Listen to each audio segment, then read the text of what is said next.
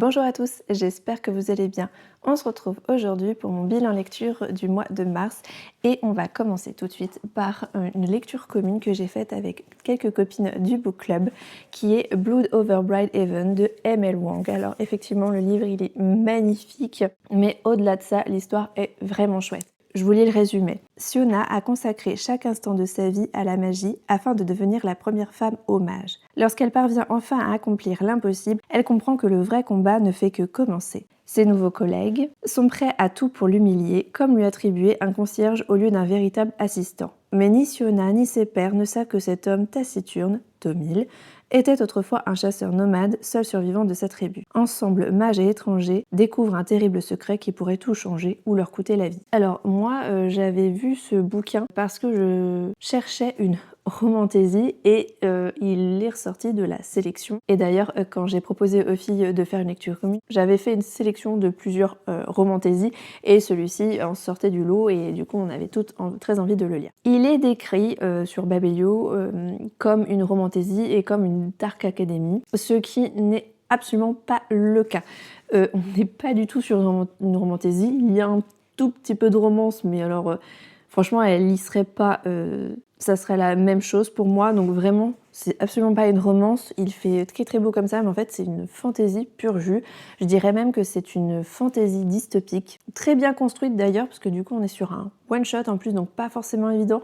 Il y aura forcément des petits manques, des petites choses comme ça, mais c'est que du détail, sinon vraiment l'univers est hyper bien construit. On a quelque chose de très original en ce qui concerne la magie en elle-même, on dirait un mélange d'alchimie et de code informatique, c'est assez rigolo et pas forcément évident à appréhender.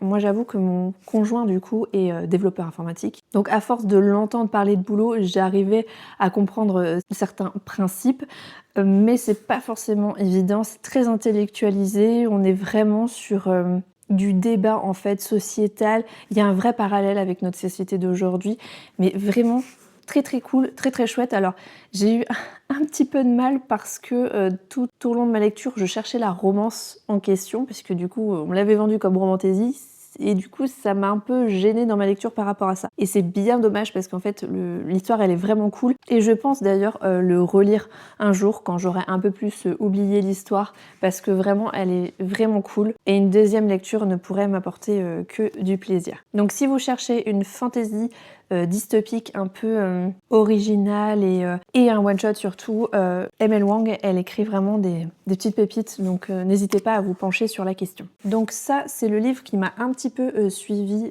tout au long du mois de mars, puisque c'était une lecture commune, donc il fallait que j'attende les copines pour lire les chapitres suivants, mais c'était vraiment très chouette à lire.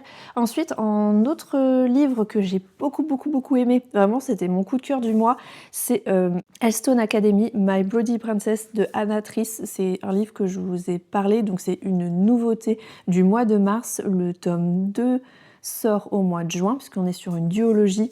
On est sur de la dark romance pur jus. Il faut aimer la dark. Ne pas avoir trop de soucis sur les harems inversés aussi, puisque du coup il s'agit du trope principal. Il y a tout un univers mafieux, c'est assez violent, faut absolument pas être gêné avec ça, mais si vous aimez la dark romance, Anna Triss vraiment très très cool. Donc l'auteur de La Guilde des Ombres, La Reine Courtisane, Myrinia Holmes, c'est pas nouveau, je vous en parle déjà depuis un petit moment de cet auteur. Je vous lis le résumé, comme ça vous donnera peut-être une idée aussi de l'atmosphère. Cassie Miller, l'héritière déchue du gang des Hydres, n'a plus rien à perdre.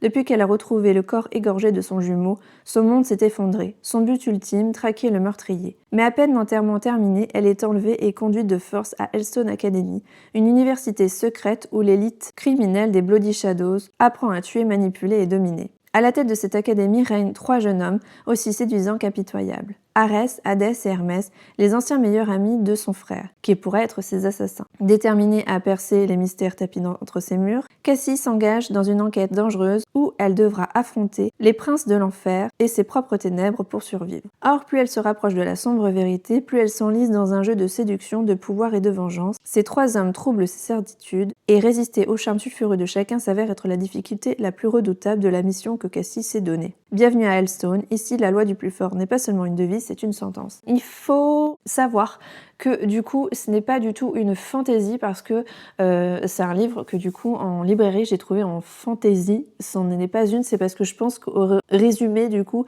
ça parle de Arès, Hadès, Hermès, mais en fait c'est des pseudos, c'est des codes de noms dans la mafia juste pour pas donner leur véritable identité, mais sinon ça n'en est absolument pas de la fantaisie, hein, d'accord. Il y a un petit parallèle avec, mais sinon c'est tout. Enfin, c'est vraiment une histoire moderne, voilà, ça se passe aujourd'hui. D'un côté, vu que c'est une ambiance mafieux, voilà, un univers parallèle avec des drogues et compagnie, et énormément de violence, c'est quand même assez éloigné de notre quotidien pour pouvoir faire la part des choses assez facilement. C'est un livre où la psychologie des personnages est vachement bien développée. Alors, comme d'habitude, hein, Anatrice, elle développe vraiment bien ses histoires, ses personnages, son univers. Donc, on retrouve sa patte, c'est très cool. Il y a beaucoup de joutes verbales, c'est génial. Et puis, j'aime beaucoup le côté intrigue, en fait, où il y a une petite enquête qui va suivre, et d'ailleurs qui ne sera pas résolue dans le premier tome. Hein, il faut le tome 2.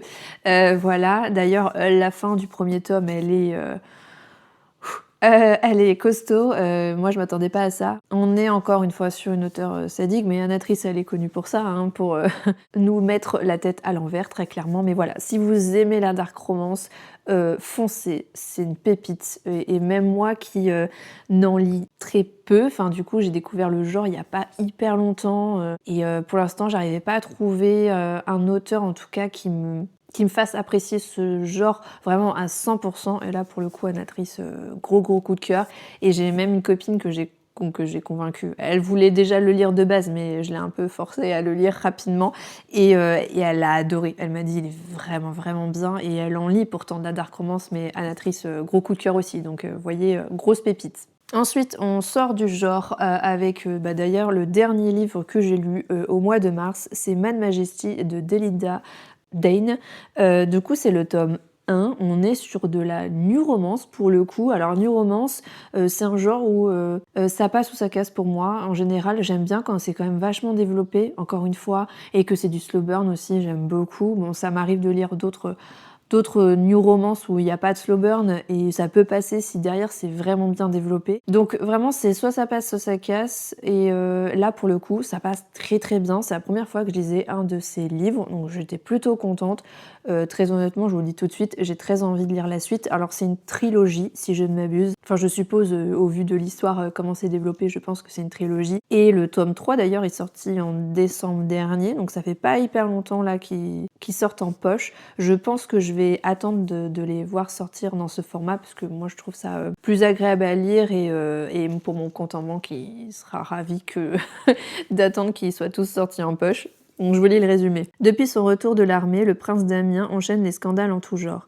Qu'importe la volonté de sa famille, impossible de le faire entrer dans le grand. Il fait régulièrement la une des tabloïds, jetant le discrédit sur la couronne. Alors, quand le roi décède et que le prince héritier est appelé à monter sur le trône, c'est toute la monarchie qui est ébranlée. La seule manière de sauver les apparences, un mariage avec celle que sa mère lui a choisie, Ophélia Saint-John. Une future épouse obéissante et malléable, en somme parfaite pour le rôle. Mais Damien n'entend pas se plier de bon gré à ce jeu de dupe. Si l'institution lui impose des fiançailles, il compte bien choisir qui l'épousera. Et cela sera Esmée Saint-John, la petite sœur de celle qui a été élevée pour régner. Synesthète, sarcastique, mais profondément humaine et empathique, Esmée parviendra-t-elle à ravir les cœurs du royaume ou précipitera-t-elle sa chute? Elle le dit au début du roman, elle explique qu'elle s'est inspirée du coup de la famille royale britannique, mais elle a pris de grandes libertés. Moi j'avoue que j'avais lu donc Le suppléant du prince Harry, donc qui est autobiographique, et que j'avais bien aimé d'ailleurs, et on avait cette ambiance très intrusif par rapport aux je dis journalistes, est-ce qu'on appelle ça vraiment des journalistes, officiellement des journalistes britanniques, mais c'est clairement des paparazzis, hein, c'est vraiment pour vendre votre vie privée à fond. Et tout ce malaise par rapport à ça, en fait, cette sensation d'être tout le temps épié dans le suppléant du prince Harry, donc on le ressent vachement, il l'explique bien, et en fait j'ai ressenti cette ambiance un peu malaisante en fait dans ce bouquin, donc j'ai trouvé ça vraiment cool. Je pense qu'elle s'est inspirée de choses qui sont importantes en tout cas pour la construction de sa romance. Alors ça m'a fait tout drôle puisque du coup le prince Damien, surnommé Dame, ça m'a fait bizarre parce que mon mari s'appelle Damien et surnomme Dame, donc c'était un peu bizarre à chaque fois de voir Damien avec Esmé. Je me suis posé des questions. Non mais plus sérieusement, vraiment très très bien construit. Il y a un bon rythme, tous les personnages sont très attachants, très touchants, assez complexes aussi, c'était plutôt chouette et elle met l'accent aussi sur les personnages secondaires.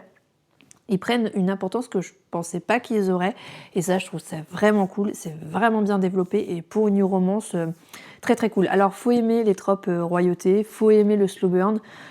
Si vous aimez que les choses aillent vite, alors ça va pas être le bouquin qui va vous plaire. Par contre, sinon, si vous avez aucun problème avec la royauté et le slow burn, voilà, c'est un très très bon livre, très bien développé. Vraiment, j'ai bien aimé sa plume. Et il y a un peu de spicy dedans, mais ça reste très léger et ça arrive pas tout de suite. Donc voilà. Et franchement, vraiment bien développé. J'aime beaucoup quand ça se fait petit à petit et c'est vraiment bien amené. Enfin bref, petit coup de cœur pour ça aussi, donc à voir pour la suite. Ensuite, autre livre que j'ai beaucoup aimé, c'est Là où brillent les étoiles de Nadia Hashimi, qui est une auteure américano-afghane. Je sais pas comment on peut le dire ça, mais voilà. Elle est d'origine afghane, mais elle est aussi américaine. Du coup, là, on est sur un roman contemporain. Gros coup de cœur, vraiment. Pareil, je vous lis le résumé, comme ça, vous ferez une idée un petit peu de l'histoire, qui est ultra touchante, je tiens à préciser. Kaboul 1978. Sitara, 10 ans, mène une vie heureuse dans sa famille, au palais. Un soir, elle quitte sa chambre sur la pointe des pieds pour regarder les étoiles.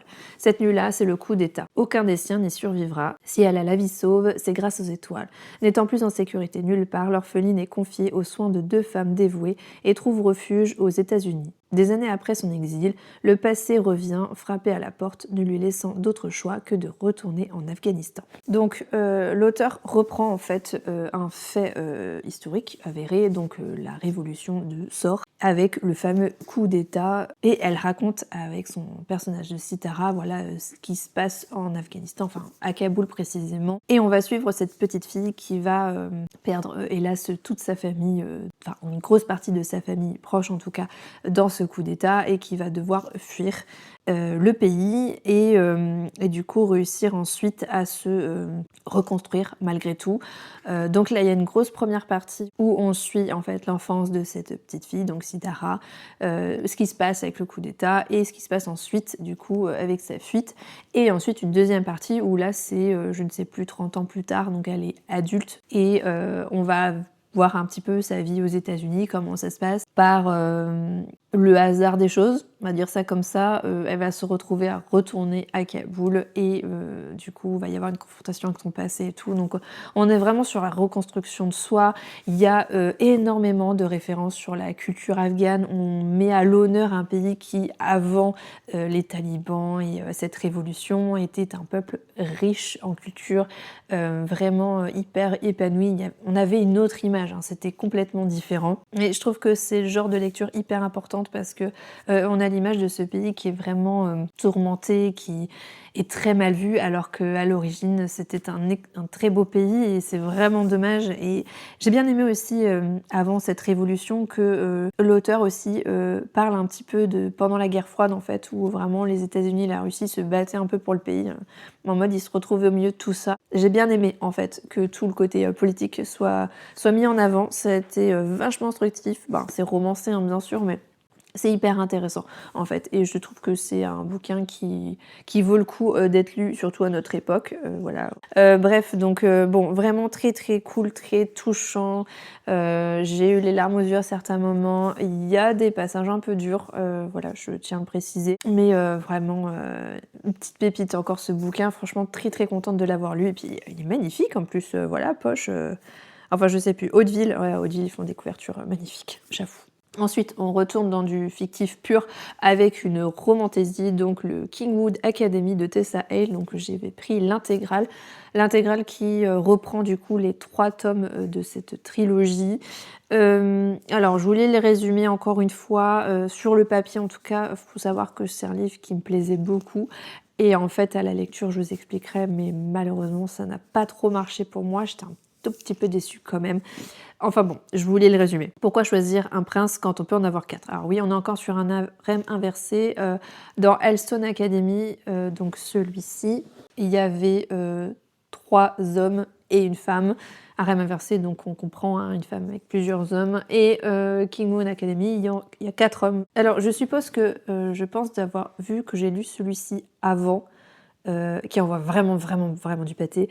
Passer à derrière, c'est un peu compliqué. Mais par rapport au harem inversé, juste pour dire comme ça, je pense que c'est un bon point de départ si vous osez pas aller vers ce trope-là, puisque là, pour le coup, c'est très gentil et entre guillemets. Par rapport à Elstone, ça va, c'est plus soft. Donc, je reprends. En quelques secondes, la vie d'Aura n'a plus de moindre sens. Tout est censé être simple. Elle devait obtenir son diplôme, entendez par là le bac, puisque du coup on est sur un personnage principal qui commence vraiment ses fins lycée. Voilà, c'est au niveau du bac et après c'est études supérieures. Prendre un petit boulot pour aider sa mère et payer les dettes médicales de son accident d'enfance. Et voilà qu'on lui annonce qu'elle est une élémentaire, qu'elle doit apprendre à contrôler ses pouvoirs et survivre à son cursus au sein de Kingwood Academy. Aura est une battante, mais le challenge est de taille. La moitié de l'école veut la faire envoyer, l'autre moitié veut la faire tuer. Pour ne rien arranger, elle est dans le viseur des 4 princes et des élémentaires, le charmeur, le doux géant, le psychopathe et le plus cruel de tous. Elle devrait fuir, les éviter, mais elle ne peut s'empêcher de rêver d'eux, de leurs mains sur elle, de leurs lèvres sur les siennes, un désir qui pourrait bien la consumer jusqu'à la réduire en cendres. Donc pour le coup, le résumé me tentait bien, et en fait, il y a 2 choses qui m'ont pas trop plu dans ce bouquin, c'est plutôt au niveau constructif en fait. On n'est pas du tout sur un slow burn, pas du tout. Alors peut-être par rapport à un personnage, oui, un personnage éventuellement, mais ça va quand même assez vite. Disons que dans l'histoire, ça se passe, je pense, sur, allez, maximum 3 mois, à part à la fin. Donc l'épilogue où c'est 2 ans et demi plus tard, un truc comme ça. Non, 3 ans et demi plus tard. Bon bref, peu importe. Au bout de 2-3 jours déjà, elle a déjà 2 mecs sur 4 et le 3e arrive très rapidement. Donc c'est pas vraiment un slow burn pour moi, ça va extrêmement vite, le rythme il va vite. Et il y a un autre truc que je n'ai pas aimé, c'est le fait qu'il y a un schéma narratif qui est très répétitif. C'est-à-dire qu'Aura, il va se passer un truc, une action, donc on dit bah chouette, enfin ça bouge un peu. Pouf, elle s'évanouit. Et pouf, elle se fait chouchouter par les princes. Entendez par là petit moment spicy avec l'un d'eux ou plusieurs.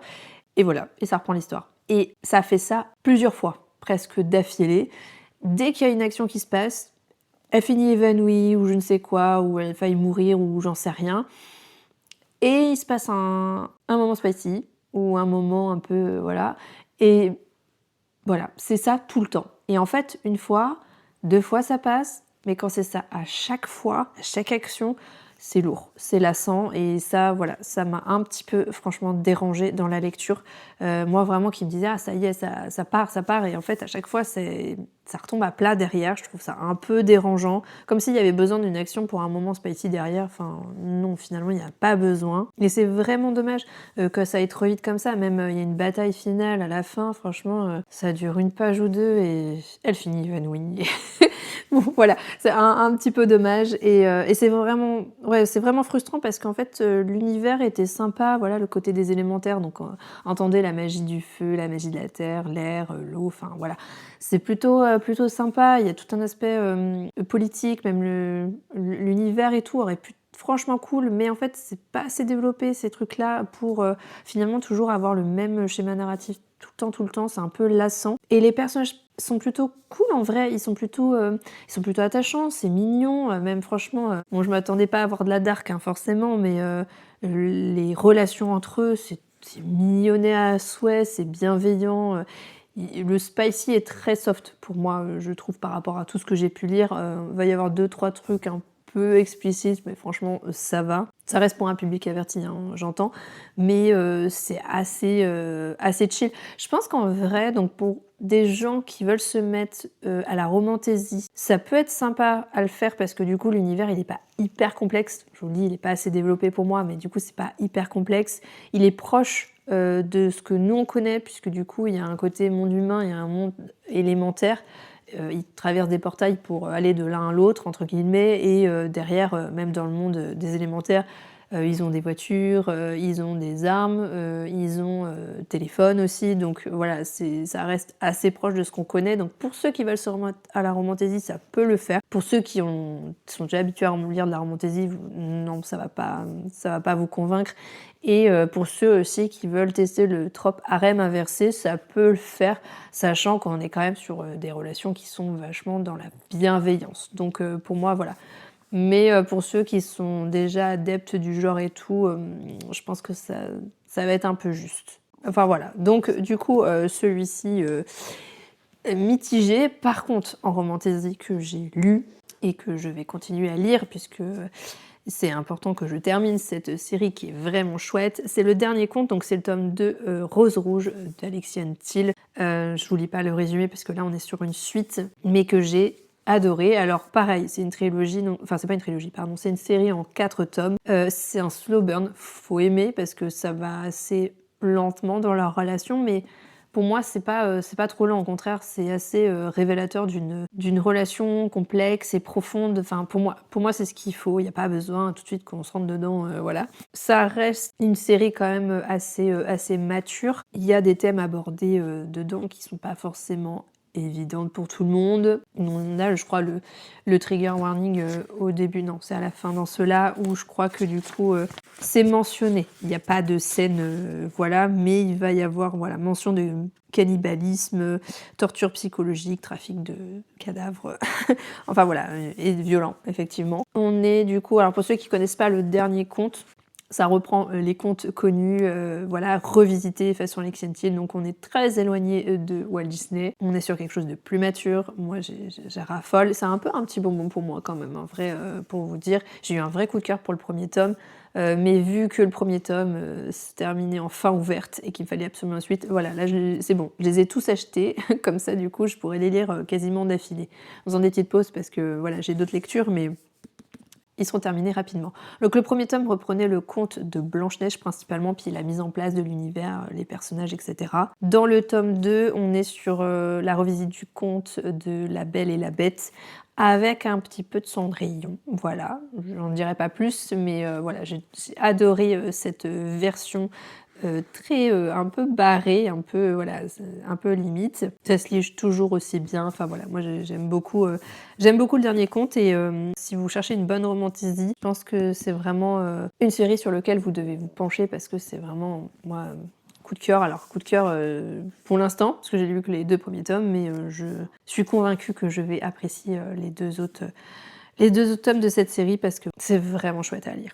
Ensuite, j'ai lu Marry My Husband de Sung Sojak, du coup, qui est une auteure sud-coréenne et c'est un livre que m'avait offert la maison d'édition, donc du coup OML. Alors si jamais vous n'avez pas suivi sur les réseaux sociaux, c'est une nouvelle maison d'édition qui est principalement dédiée à la romance sud-coréenne, plutôt adaptée, j'ai l'impression, de webtoon à l'origine, du coup transformé en roman. Et je vous avouerai, donc j'en avais reçu 3, et c'était celui à la base qui me tentait le moins, mais au final, j'ai celui que j'ai préféré le plus, finalement, parce que du coup, il y a déjà l'écriture qui m'a beaucoup plu, et ensuite, la maison d'édition a vraiment fait un effort avec, alors je suppose en lien avec la traductrice, il y a un vrai glossaire sur la nourriture sud-coréenne, il y a plein de petites annotations en bas de page pour tout ce qui va être autre dans la culture sud-coréenne, donc avec des trucs historiques, etc.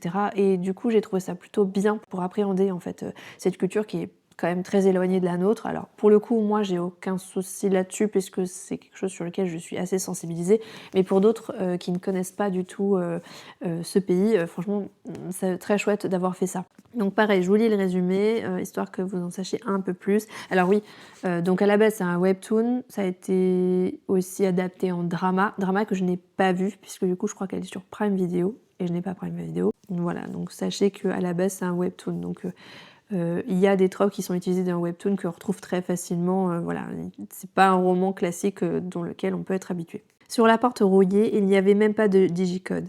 Avant même d'enfoncer la clé dans la serrure, Ji-won fit machinalement tourner la poignée. Min-won avait dû oublier de la verrouiller. Elle poussa le battant avec bien trop de facilité avant de s'avancer sur la pointe des pieds. À cet instant, ses yeux mornes se figèrent d'effroi. Dans l'entrée, à côté d'une paire de chaussures d'homme posées négligemment, trônaient des escarpins rouges. Ces 2 paires, Ji-won les avait offertes aux personnes à qui elle tenait le plus. Les chaussures marron à Mi-won, sa moitié. Quant aux escarpins rouges, ils appartenaient à son autre moitié, Jong Se-min, sa meilleure amie. Donc on est du coup sur une histoire de vengeance. Je m'attendais pas du tout à ça parce que j'avais pas vu le drama et j'avais pas lu le résumé à la base.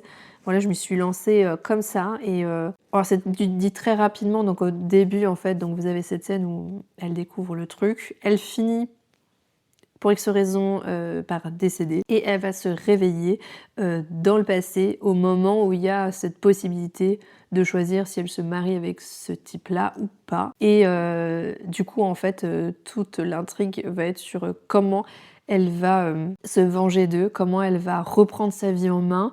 Et normalement, alors c'est une série, il n'y en a pas qu'un. Peut-être qu'il y en aura 2. En vrai, je ne sais pas du tout. Je sais que ça sera peut-être courant juillet, juin-juillet, qui va sortir le tome 2. Donc je verrai. Alors j'espère qu'en vrai, ça sera pas une longue série, déjà parce qu'ils sont énormes. Enfin, vous voyez, par rapport à ma tête, ils sont très gros. Et surtout que j'aurais peur que ça s'essouffle. Voilà, le premier tome, vraiment, il y a un bon rythme et tout.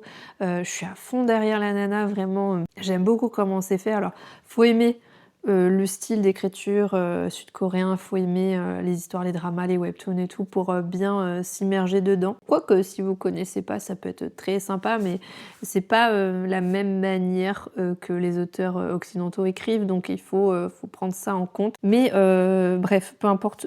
J'ai adoré ce premier tome et j'espère que voilà, le tome 2 sera aussi bien et j'espère aussi qu'il n'y aura pas, voilà, que ce sera pas une longue série parce que vraiment j'ai peur qu'après ça devienne trop lassant. Quand ça devient trop long, il faut arrêter au bon moment. Voilà, mais sinon, gros coup de cœur pour celui-ci, donc hâte de voir la suite. Et merci d'ailleurs à OML de m'avoir offert ce bouquin, de me l'avoir fait découvrir parce que pour le coup, j'ai vraiment bien aimé. Alors, pour le dernier livre que j'ai lu ce mois-ci, j'ai pris mon ordinateur parce que du coup, c'est un livre que j'ai emprunté à la bibliothèque et que j'ai rendu. Voilà, donc j'ai oublié de le garder, j'aurais dû. C'est Les chats éraflés de Camille Joudot, qui est une auteure française. Alors, de mémoire, je crois que c'est son premier livre et elle en a sorti un autre il n'y a pas hyper longtemps, puisque du coup, je l'avais rencontré à Angoulême, ce livre. Et je vous lis du coup le résumé. Soisic, 22 ans, quitte brusquement la Touraine, ses grands-parents alcooliques et une jeunesse sans perspective. Elle s'installe à Paris où personne ne l'attend. De jour comme de nuit, elle découvre la ville, se débrouille, devient bouquiniste sur les quais de Seine. Entre les livres, les passants et les égarés, elle tourne la page de l'enfance et conquiert une nouvelle vie. Mais pour gagner véritablement sa liberté, elle devra se confronter à un passé qui s'est fait sans elle. Se retrouver la mère qui l'a abandonnée. Alors, c'est un roman d'apprentissage. Faut aimer le genre, mais franchement, il est bien écrit. Camille Joudot, elle a vraiment une écriture très acérée, très franche, très directe. Donc, faut aimer ce genre-là. Par contre, c'est vraiment bien fait, bien écrit. J'ai adoré tout l'univers en fait des bouquinistes et d'un Paris sans superficialité. Vraiment, on rentre vraiment dans le vif du sujet. C'est très proche de la réalité. Ça peut être dérangeant pour certains, mais moi j'ai trouvé ça vraiment cool. Elle aborde des thèmes comme l'abandon maternel, les TCA, l'alcoolisme, la précarité. C'est pas des choses très joyeuses, on est d'accord, mais franchement c'est hyper bien fait, hyper bien construit. Et j'avoue que je m'attendais pas du tout à ce genre de lecture en ayant lu le résumé, donc j'étais agréablement surprise.